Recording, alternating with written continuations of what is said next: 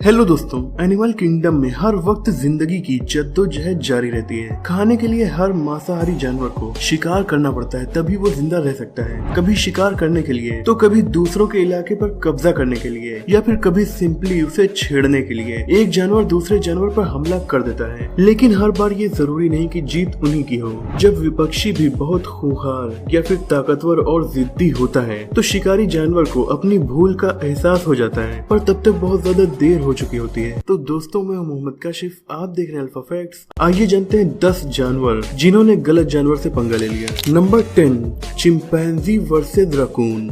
जू ही ऐसी जगह है जहां दुनिया की अलग अलग प्रजाति के जानवर एक साथ आकर रहते हैं, पर इनके पिंजरे अलग अलग होते हैं, क्योंकि एक में अगर इन्हें कर दिया जाए तो 2-4 जानवर को छोड़कर शायद ही कोई बचेगा। लेकिन एक बार हुआ ये कि एक लोकल एरिया का रकून घूमते हुए जू पहुंच गया। उसे खाने की तलाश थी।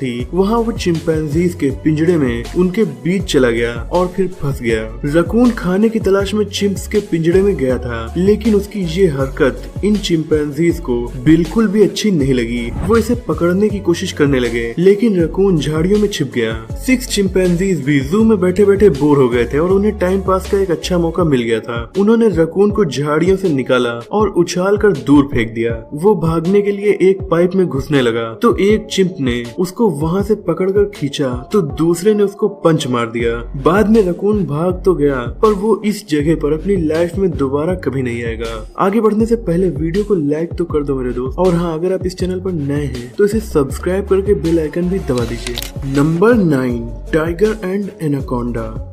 टाइगर दुनिया के सबसे खतरनाक शिकारी, जिनकी खासियत उनके जबड़े और बेहद मजबूत पंजे हैं। अपने नाखूनों से ये किसी की भी बॉडी फाड़ सकते हैं। वहीं ग्रीन एनाकोंडा दुनिया का सबसे बड़ा सांप है, जो 31 फीट तक लंबा हो सकता है, यानी 3 फ्लोर की बिल्डिंग के बराबर। लेकिन टाइगर एशिया में पाए जाते हैं और एनाकोंडा साउथ अमेरिका में, इसीलिए इनका सामना कभी होता ही नहीं। पर एक वीडियो इंटरनेट पर है जिसमें टाइगर का सामना एनाकोंडा से हो जाता है। शायद ये किसी नेचुरल रिजर्व में हुआ होगा। शुरू में तो टाइगर अपनी ताकत दिखाता हुआ एनाकोंडा से जीत रहा था, पर जैसे ही एनाकोंडा ने टाइगर को जकड़ना शुरू किया, वो एक भीगी बिल्ली की तरह मदद मांगने के लिए चिल्लाने लगा। हालांकि बहुत देर तक इन दोनों की लड़ाई चली, पर आखिर में टाइगर की ही हार हुई। ये ब्लैक एंड व्हाइट वीडियो काफी पहले की है, पर ये एकदम रियल लग रही है, क्योंकि उस वक्त इतने अच्छे VFX बनाना तो इम्पॉसिबल था। तो हाँ, टाइगर भले ही कितने ताकतवर हो, अगर उन्होंने वक्त रहते एनाकोंडा की बॉडी में अपने नाखून नहीं कड़ोए और उसकी बॉडी नहीं फाड़ी,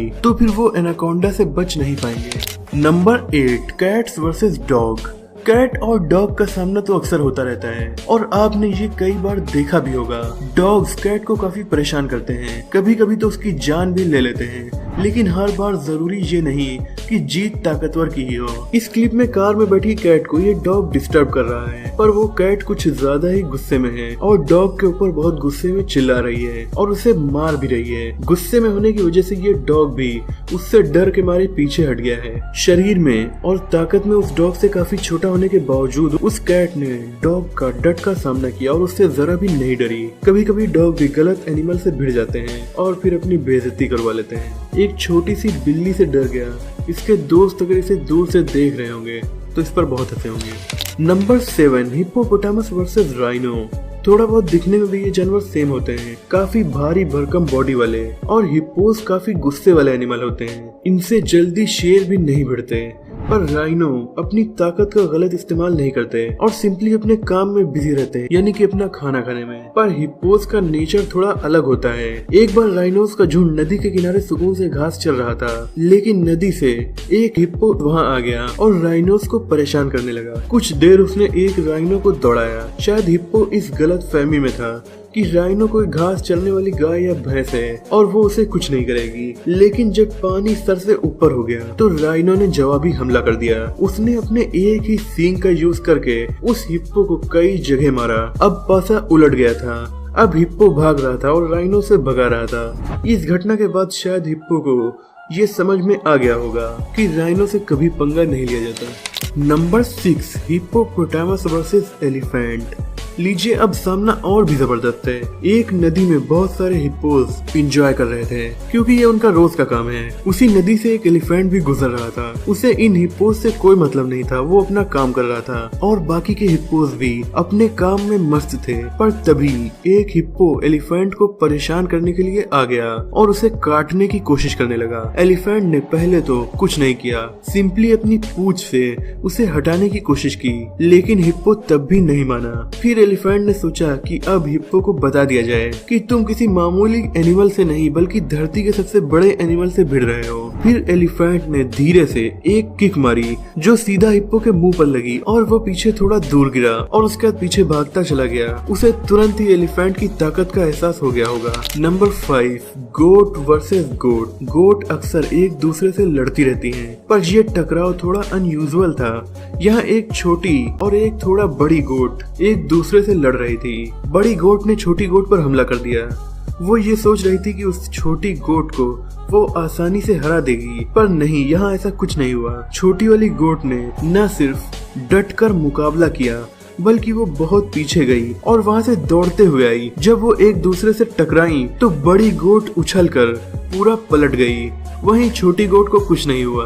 बड़ी गोट फिर सीधी खड़ी हुई और उसने पलटकर हमला किया। ये लड़ाई काफी देर तक चली। इसमें जीता तो कोई नहीं, पर बड़ी गोट उस छोटी गोट से पंगा लेकर बहुत पछता रही होगी क्योंकि वहाँ पर और भी बहुत सारी गोट थी। उसकी बेइज्जती तो हो ही गई होगी, लेकिन वो गोट सिंपली अपनी घास को चल रही थी और इस बैटल को एंजॉय कर रही थी। Number 4, angry ship. शिप भी काफी गुस्सैल जीव हैं और आपस में अक्सर लड़ाई करती रहती हैं। पर एक बार एक एंग्री शिप के ओनर ने कुछ मजा करने की सोचा। उसने एक बड़ा सा बॉक्सिंग बैग लिया और उसे शिप के पास टांग दिया। अब शिप को ये नहीं पता चल रहा था कि ये केवल एक बॉक्सिंग बैग है, तो वो इसे अपना दुश्मन समझ रही थी। उसने बैग को हिट किया। बैग पीछे जाकर वापस उससे टकरा गया। शिप को और गुस्सा आ गया। उसने बैग को फिर से हिट किया।